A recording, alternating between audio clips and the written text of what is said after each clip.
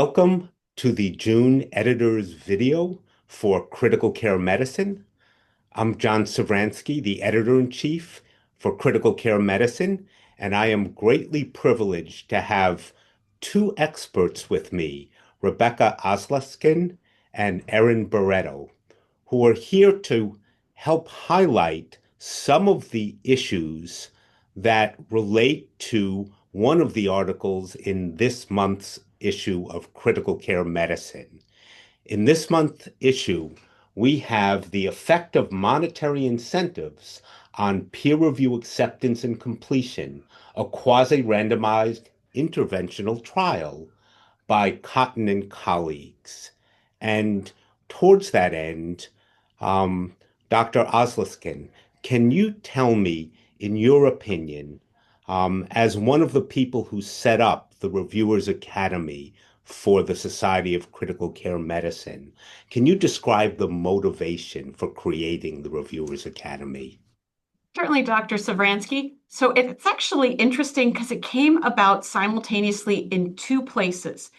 On the pediatric critical care medicine editorial board, there were a group of leaders, particularly Pat Alexander and Paul Chechia, who said, we need more reviewers and learning how to teach reviewers, and we need a system for that. Simultaneously, on the editorial board for critical care medicine, myself, Megan Lane Fall, and others said we need to be having a system for training reviewers. And so it's funny because then FCCM brought us together because we were working simultaneously but unaware of each other. They brought us together saying, why don't you do it together? And so Paul Chechnya, Peta Alexander, and I, that we put out a white paper last year, and we've been working together since then to really have a reviewer academy that is the white paper. Please look at it. Peta Alexander is the first author. She and I share that as well as with Paul Chechia. It's in critical care medicine. And it's really to help there be a process so that people can understand what peer review is, why it's important, how to do it, and to feel empowered and ready to. We think it's important because we need a wide array of reviewers to be able to assess the literature well. And we want reviewers from all different backgrounds, interprofessional, multidisciplinary, so that we can accurately review the literature that comes. Thank you. And what advice might you have for people who are new to peer review about how to do it and how to be helpful? Of course, I'm a bit biased here. I've already mentioned the white paper, which is it's a how-to guide. So I do encourage you to look up that paper in critical care medicine. I'm one of the if you search under me, I'm one of the co-authors. Peta Alexander, it's Alexander et al. That has all the information there. Also, too, there are modules through SCCM that the reviewer committee put together that are available through SCCM that give you how to be a reviewer. They're short because we know we're busy between critically ill patients and everybody's busy with that. So they're shorter modules that go into that. So that's advice for how to do it. And then certainly look to mentors, mentors at your own institution. SCCM is a great place to find other people at other institutions too, who are leaders in the field who might be similar topics. It's a great topic to go and talk to somebody when you're at the annual Congress to say, hey, I want to start doing review. Can you help me? Or what do you do? Particularly a more mid-career or senior person. And that's part of what we do for bringing on new folks. So white paper, modules through SCCM, talking to other people at your own institution or at the national meeting or through your own circles to say, hey, I want to do this. Can you help me? As far as why to do it, it's good service for the community. It's really cool to be up to date on like the most current research. I always love reviewing because I'm on the editorial board and anything that's like in my topic area, I get to see first. So it's like helping me do work I would already do. I don't have to search for it. It comes to me. So it's fun. And it makes you a better researcher. It makes you a better clinician. It makes you interact with the research in a more and the medical literature in a more interesting way. And when you get further along, you actually build community because if you review enough, then eventually you end up on editorial boards and you get to hang out with wonderful people like Doctors Barreto and Sevransky, and you get to interact and do it more. It also helps you with promotion in your career development. So those are all reasons to do it. I do it because it's fun and interesting, and I love getting able to see what's on the edge of what's coming in new in academic medicine, particularly academic critical care. Thank you so much. So, Dr. Barreto, as an associate editor of the journal and a young to mid-career investigator, can I ask you the same question? Yeah, I think Dr. Aslakson brought up some really important points. I think, there's some nuts and bolts of reviewing that are important from an advice standpoint. I would say, like, probably one of the most popular mishits, I think Dr. Aslakson would agree, is it's not the length of your review that matters, but the quality of it. I think new reviewers often get lost in trying to enumerate every sentence that does or doesn't transition well to the next one, or every copy editing thing that they want to mention, when really what an editor wants to see is, can you identify the main messages of the manuscript and what are the big issues? Like, this isn't innovative, there's major selection bias, so it's not generalizable, whatever it happens to be. And so as you're crafting a review, trying to hone in on like the three big issues, I think first in your review, either ignoring the rest of the stuff or putting it much later, will allow your reviews to be more salient. And so I think that that's an often missed opportunity among new reviewers.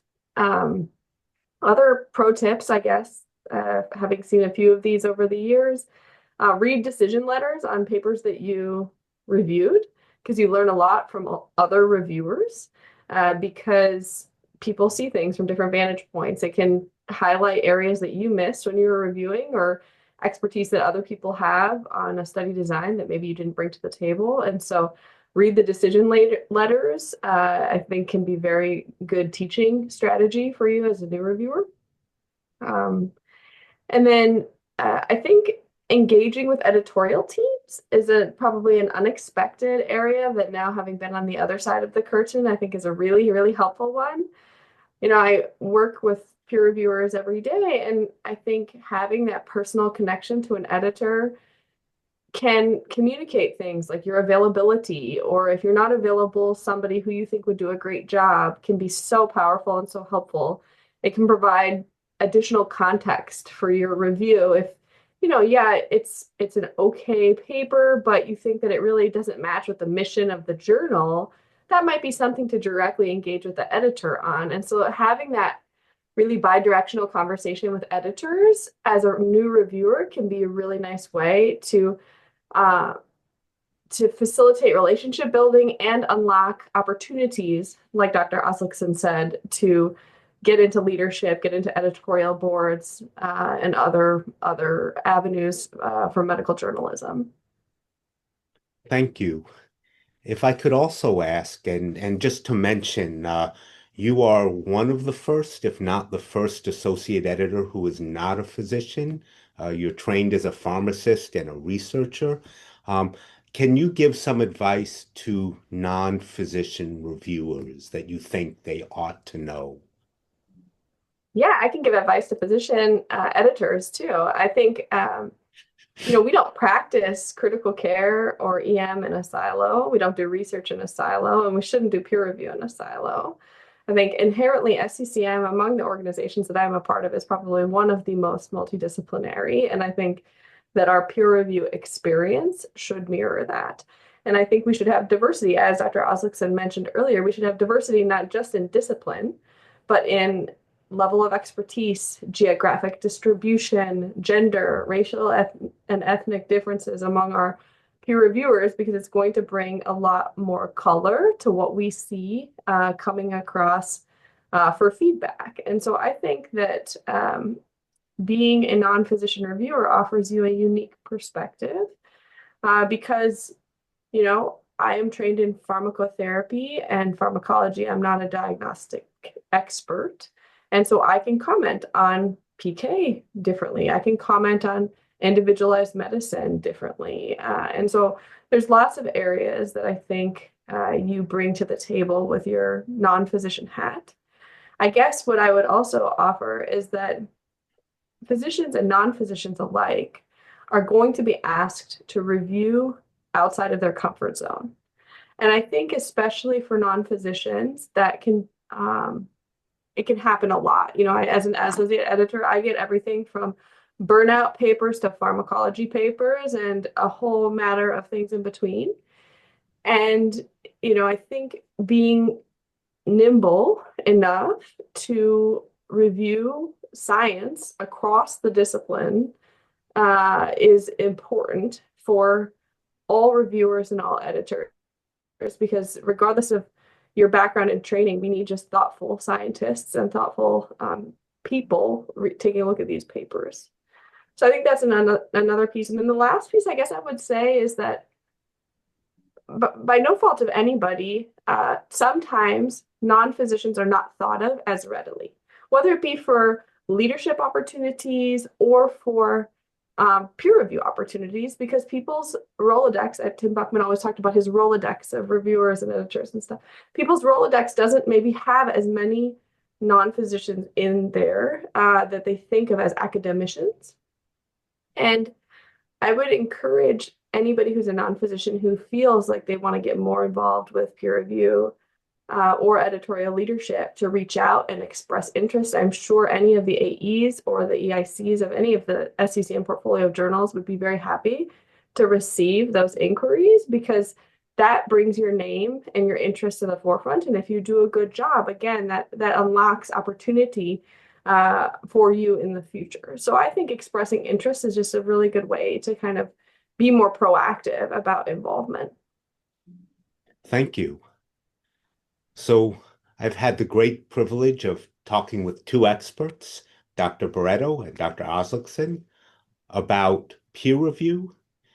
And this is in relation to the article in the June issue of Critical Care Medicine by Cotton et al., The Effect of Monetary Incentives on Peer Review Acceptance and Completion, which you can find in this month's June issue. Thank you very much and have a fine day.